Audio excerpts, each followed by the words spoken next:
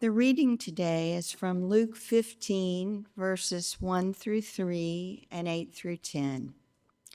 May we open our hearts and minds to the reading of these words.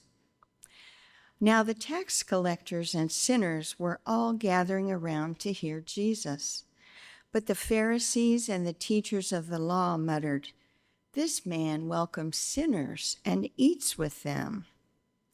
Then Jesus told this parable. Or suppose a woman has 10 silver coins and loses one. Doesn't she light a lamp, sweep the house, and search carefully until she finds it? And when she finds it, she calls her friends and neighbors together and says, "Rejoice with me, I have found my lost coin." In the same way, I tell you, there is rejoicing in the presence of the angels of God over one sinner who repents. May we be granted wisdom and courage for interpretation. Amen.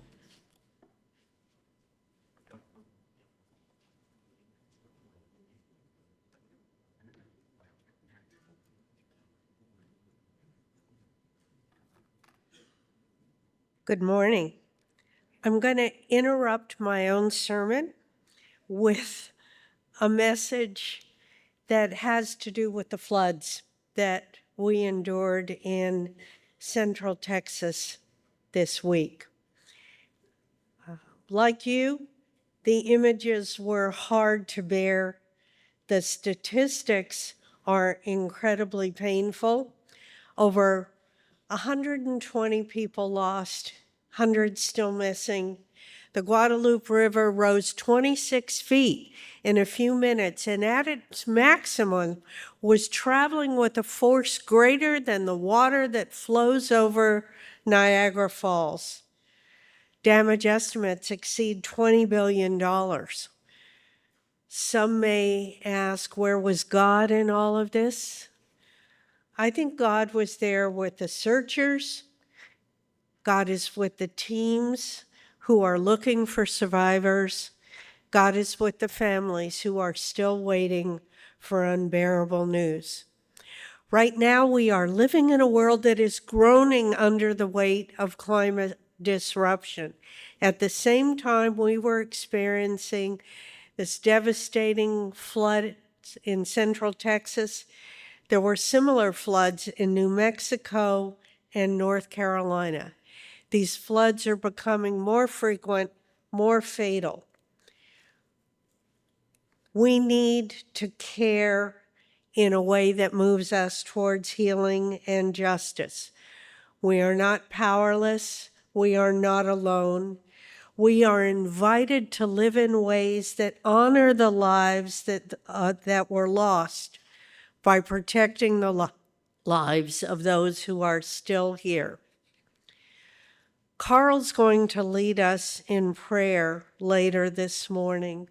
I ask at that time that we hold the families of Central Texas in our hearts because we have work to do. Our task is to remain human in the midst of pain, to keep loving, to keep showing up. And may we be strengthened in that effort through prayer. Now, let us return to the sermon that has the title, Searching to See, Seeing to Search. Today's Bible story is short, simple. It's about looking for something that's lost.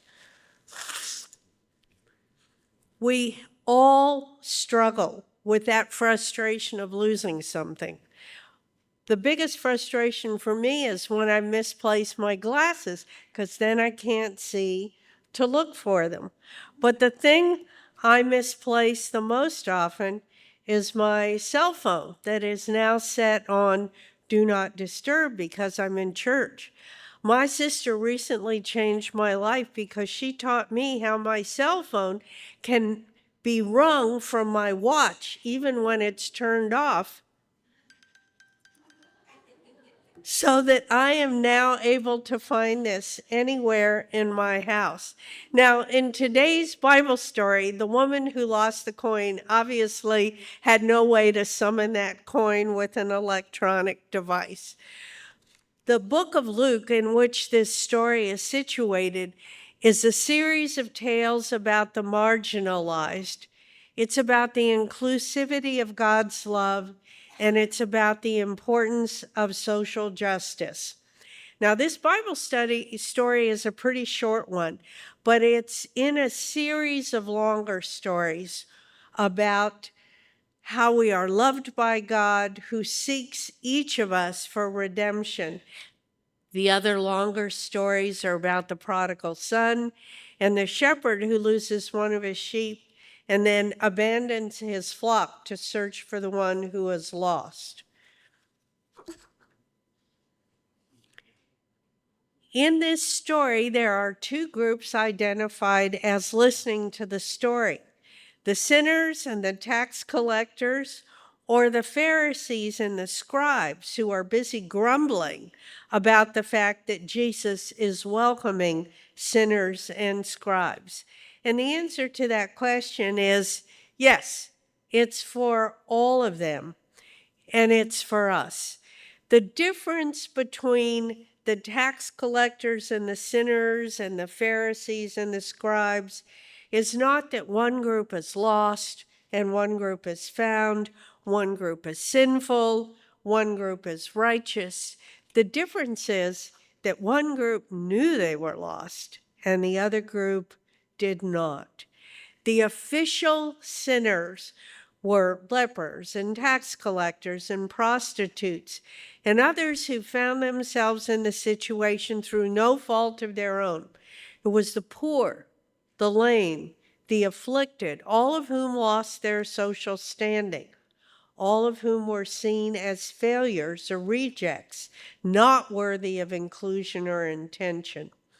It's important to remember that failure to meet the expectations of Jewish law in Bible times wasn't always about intentional sin. Sometimes it could be a matter of ignorance, unintentional transgression, the difficulty of fulfilling every single aspect of a complex legal system.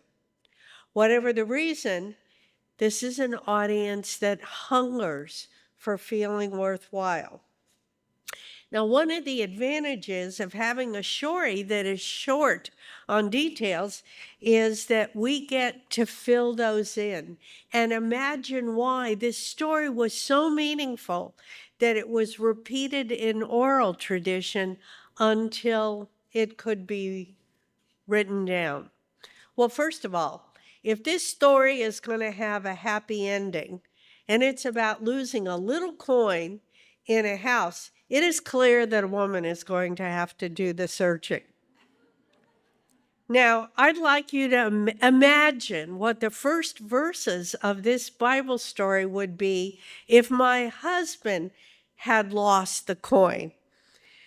Those first imaginary verses would be, a man having 10 silver coins lost one and could not find it. So he asked his wife, "Did you move the coin?" He then said, "The coin has lost itself. Can you not find it, wife?" So this story just works better being told by a woman. The story is very specific about she's lost one of 10 coins. That number would have been extraordinarily significant to anyone hearing the story. They immediately would have recognized it as a reference to the 10 tribes of Israel, and it might have been that this set of coins would have been part of a semeti, a headdress that originally is given to a woman by her betrothed and represented the coming marriage. And it was a symbol of commitment. To lose one of those 10 coins would not only mean you couldn't wear it out in an era when you had to be covered in order to leave your home. it would just be incredibly traumatic. Or the coin might have been a drachma, a silver coin equivalent to a day's wages for a worker, because it might have been something that was in her dowry, something that represented future security. Now, in this story, to search, the woman lights a lamp and sweeps the house. Well, why would you do that? Because, like most people who lived in a house, it only had dirt floors, and dirt floors are dry and cracked. The house would have been small, dark, probably had no windows. And if it did have windows, they would have been nothing more than slits. So the thinking was, you have a broom, you light a lamp, and the shininess of the coin will appear even though it's dark. Now, the other thing we know is that she calls people together to celebrate. Now, there's no mention of family, not even the husband who lost the coin. No, she has no family, no husband, no children, just her friends and neighbors are celebrated. So most likely, this is a widow who was childless or whose children have moved away. Most likely, we are to think of her as a childless widow because that group of people, often with little self-esteem and no status, are a theme in the Gospel of Luke. But she's not poverty-stricken because she has the resources to have a celebration when she finds her important coin.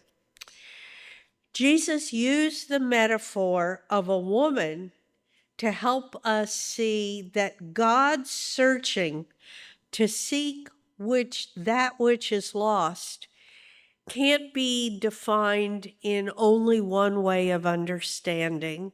It can't just be a man looking for a prodigal son or a lost sheep. It's a woman looking for a lost coin.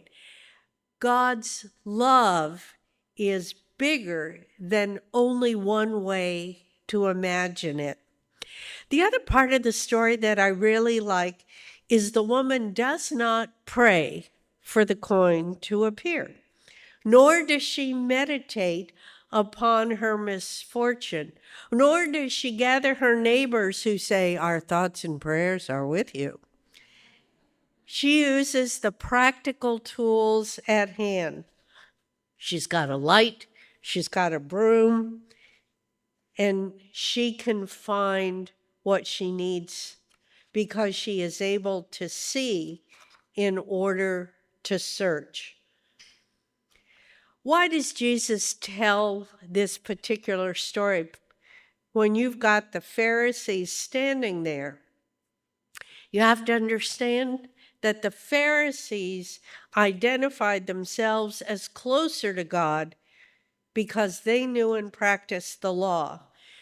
Jesus flips the table figuratively and makes the point that God searches out and loves all people, even those too poor or too disadvantaged, never to have learned the formal laws and rituals. Jesus likens God to the woman searching for the precious coin.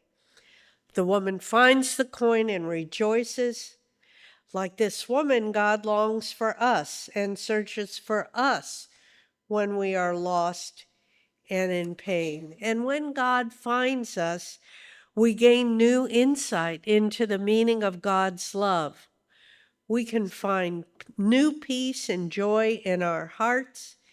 We can become more compassionate to others. We can leave our rocks somewhere else. Right now, we are in the middle of searching in the life of this church.